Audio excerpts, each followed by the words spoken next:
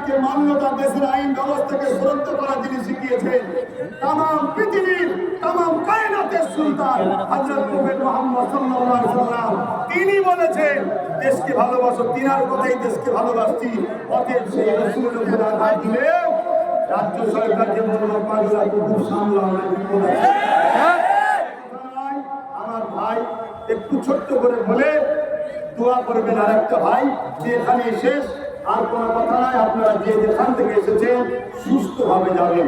প্রতি জুম্মায় আপনারা এসে থাকেন, এই জুম্মাতে এসেছেন আলহামদুলিল্লাহ। প্রতি জুম্মায় আপনাদের জন্য জামানের ব্যবস্থা করি, এই জুম্মাতেও করেছি। প্রতি জুম্মাতে এত মানুষ আসছে, হয়তো সবাই আমাদের ঠিকভাবে হয়নি, এই জুম্মাতেও হয়তো ঠিকভাবে হয়নি। এই বাড়ি আমার নয়, এই বাড়ি আপনাদের। আর আপনাদের ঘরে যেগুলো আছে ওগুলো আপনাদের না, ওগুলো আমাদের।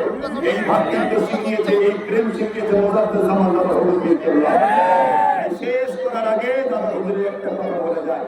এদের যখন ব্রিটিশ শাসন করছিল, দাদা হুজুর বলেছিলেন ব্রিটিশ হুকুমত, ব্রিটিশ হুকুমত, কোরআন আমার সিনাতে, হাদিস আমার ডান হাতে, দেশের আইন আমার বাঁ হাতে। যদি তোমার আইন আমার কোরআন হাদিসের বেশিরা হয়, তাহলে তোমার আইনকে আমরা মানি না।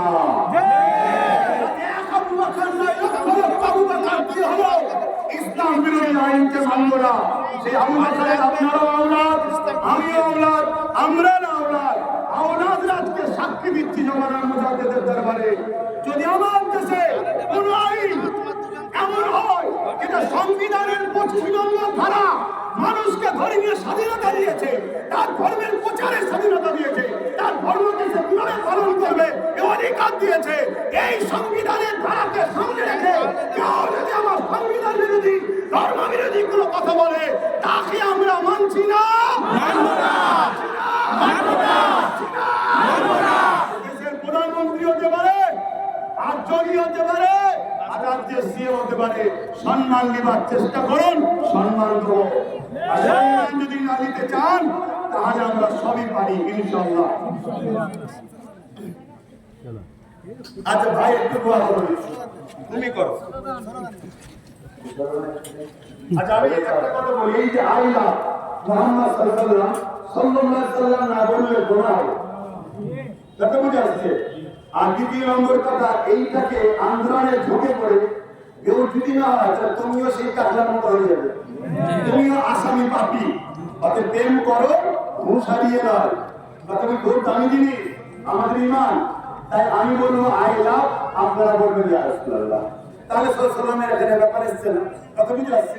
এরপরও যদি সাল্লাল্লাহু বলে দরুদ শরীফে কি হয়ে যাবে, কিন্তু মুহাম্মদ সাল্লাল্লাহু আলাইহি ওয়াসাল্লাম নাম নিলেই বলতে হবে।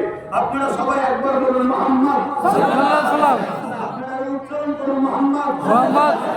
খেয়াল করতে কোন নবীর নাম নিলে দুই ঠোঁটে ঠোঁট ঠেকছে, বলুন মুহাম্মদ মুহাম্মদ। আমার নবীর নাম চুমা না দিয়ে পৃথিবীর কেউ নিতে পারবে এমন মায়ের লাল আছে কি, দেখাও তো দেখি।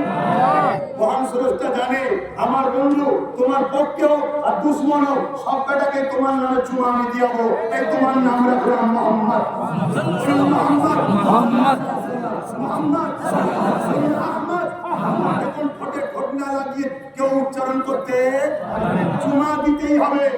তুমি পক্ষে হোক আর বিপক্ষে হোক, মুহাম্মদ রাসূল সবার নেতা, সর্বকালের সর্বশ্রেষ্ঠ সহিংসা, দোনো জাহানের সুলতান। তিনি মানুষ জাতিকে অন্যায়, অত্যাচার, জুলুম, রাহাজানি, খুন, সন্ত্রাসী থেকে বাঁচাতে এসেছিলেন। আল্লাহর মহান ফেরেশতা মানুষ জাতিকে বাঁচাবার জন্য যুগে যুগে প্রফেট রাসূল